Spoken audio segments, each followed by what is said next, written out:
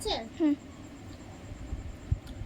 আজ 5ই সেপ্টেম্বর শিক্ষক দিবস সারা দেশ জুড়ে পালিত হয়।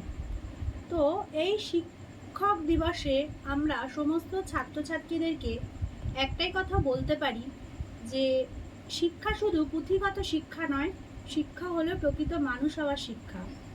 তোমরা এমন শিক্ষায় শিক্ষিত হও যেগুলো কিনা শুধু লেখাপড়ার গণ্ডির মধ্যে সীমাবদ্ধ থাকবে সেটা নয়, যেন প্রত্যেকটা মানুষের সুচরিত্র গঠন করতে পারে, চেতনা সম্পন্ন মানুষ গড়ে তুলতে পারে।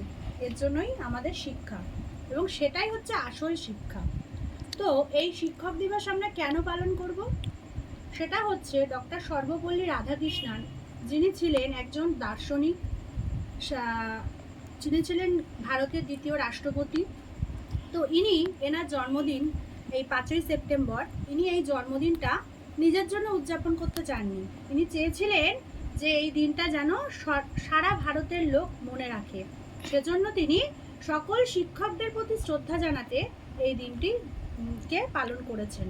তাই তার জন্মদিন তো বটেই আজকে, কিন্তু সমস্ত শিক্ষকদের প্রতি শ্রদ্ধা জানাতে আমরা এই বিশেষ দিনটি পালন করি।